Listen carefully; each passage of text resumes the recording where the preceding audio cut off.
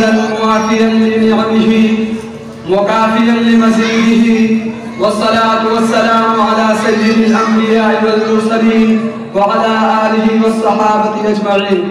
أما بعد صدر محترم حضرات حکم صاحبان اور حاضرین محفل، آج کی شہریہ پروگرام میں میری گفتگو کا موضوع ختم نبوت اور قادیان کا دہقان مرزا غلام احمد قادیانی ہے۔ اس دنیا فانی کے اندر بہت سے ادیان باطلہ وجود میں آئے اور آج بھی ایک طویل فہرست مذاہب باطلہ دنیا میں موجود ہیں۔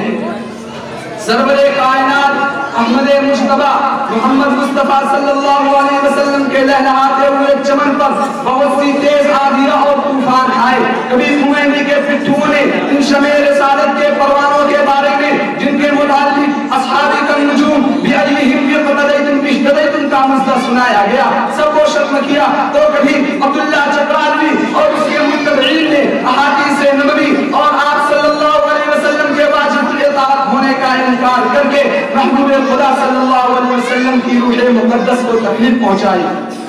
مذہب اسلام کے مروالوں،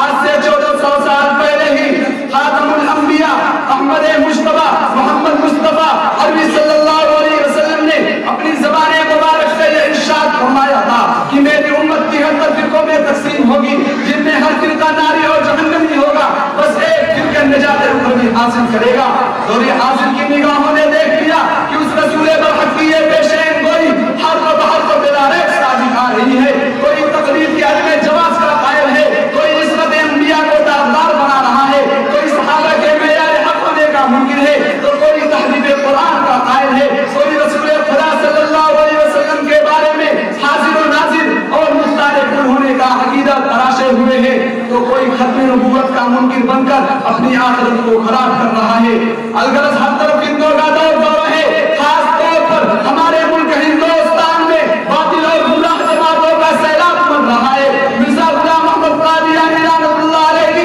پیروکار جماعت غالہ اپنے اوقات کو شب و صبح روز اس طرح سے پکڑ رہی ہے کہ نوجوانان اسلام کے ذہن و دماغ پر قبضہ کیا جائے اور ہر ممکن کوششوں کے بعد انہیں یہ درس دیا جائے کہ نبوت جیسی عظیم نعمت کا دروازہ بند نہیں ہوا، بلکہ اس کا سلسلہ بھی جاری ہے۔ اس بات کے یقین کرانے کی مسلسل کوشش کی جا رہی ہے کہ مرزا غلام احمد قادیانی کی نبوت پر حق ہے۔ نعوذ باللہ۔ حضرات گرامی،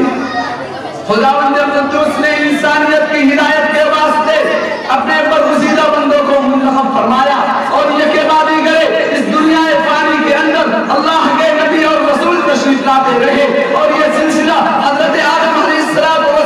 سے لے کر نبی آخر الزمان حضرت محمد مصطفیٰ صلی اللہ علیہ وسلم پر ختم ہو گیا۔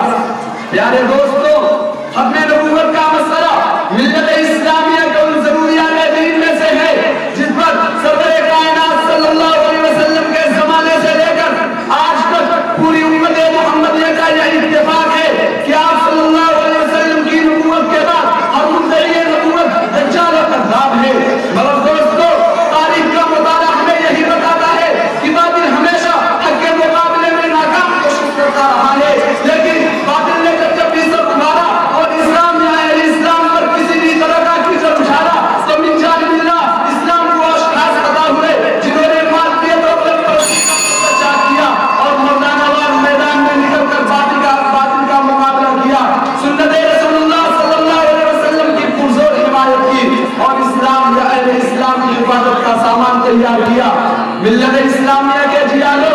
19ویں صدی کے شروع میں حضرت سید احمد شہید کی تاریخ جہاد کی وجہ سے مسلمانوں میں انگریزوں کے خلاف جہاد اور تحریک کیا، جہاد اور قربانی کی آگ بھڑک رہی تھی۔ اسی طرح سے افغانی کی تحریک اتحاد اسلامی کو انگریز نے قرآن چھپتے دیکھا تو بدبخت انگریز نے خطاب محسوس کیے اور یہ طے کیا کہ مسلمانوں میں سے ہی کسی کو کھڑا کیا جائے۔ میں بھی چند باتوں پر اپنی تقریر ختم کرتا ہوں۔